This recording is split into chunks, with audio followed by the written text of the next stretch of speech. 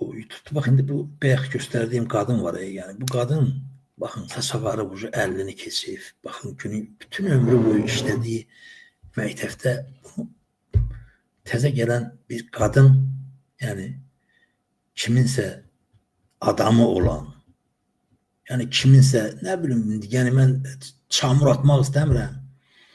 Gəlib çox rahatlıqla ərizəsini yazıb deyir, get kimə istəyirsən, nə istəyirsən deyir. Bir ölkədə ki deyirlər, get kimə nə istəyirsən, kimə istəyirsən deyir. Bu o deməkdir ki, ölkədə birinci adam şərəfsizdir, birinci adam rüşvət alır. Birinci adam, mən o Fatmaydı, Allah'a şükürdən Azərbaycanda, Bakıda yaşayanlar bilir. Bizim bir qonşu var idi, getdi bu evə icazə almaq üçün. Deməli, 100 kvadrata 3000 manat yoxsa dollar mı deyərsən pul verdi, evi tikdirməyə icazə vermək üçün. Təsəvvür edin. Amma məsələn deyək ki, o birisi qonşunun baxsan ki şeyi yoxdur, gətirib bir putka qoyur ora. Bir daşı qoyan kimi tökülürlər, gəlirlər ki şeydir. Mən bir dəfə oranı təzə alanda baxdım, getdim gördüm qapının ağzında bu hasarı çəkdirmişdim, daraza qoymuştum amma ev yox idi. Getdim gördüm bir dənə leytenant oturub qapının ağzında, salam aleyküm, salam dedim, mən buranın Çaskovusuyum. Dedim lap yaxşı. Sonradan bir deməli mənim bir o da cəbhəçi idi, dostum var, deməli 93'dən sonra o işləmədi də, yəni indiyərə kimi də işləmir.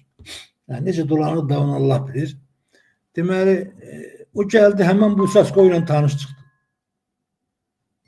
Qapıda gəldi, görüşdülər falan o yan bir yana. Dedim, indi bəs sən nə yaxşı gəlmişdin? Dedi ki, bəs belə-belə də bizim hesabımız.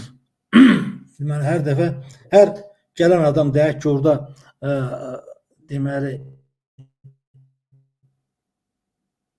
təsəvvür edin, gələn adam bakarsa ona bir 15 şirvan pul verməliymiş. Neyse bak belə daha tanış çıxdıq falan çıxdı getdi. Mən də təbii məsələdir ki 15 şirvanı verməyəcəkdim. Daha mən demədim televiziyada işləyirəm falan. Yəni hər şey nəyi demək istəyirəm? İndi mən bunu niyə danışdım? Mənə bilirsiniz nə dedi şey? Həmən o 3000'i verib evini titrən. Deyir qardaş, mənə dedilər ki biz bunun 70%'ni Feyder fonduna keçiririk. Təsəvvür edin.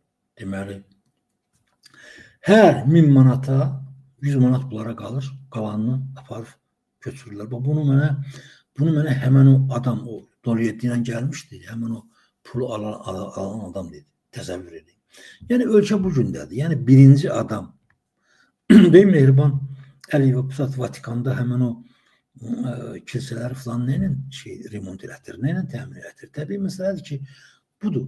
Hamısı onunla bağlı olan məsələlərdir və qara kassada, yəni pul da yığırlar.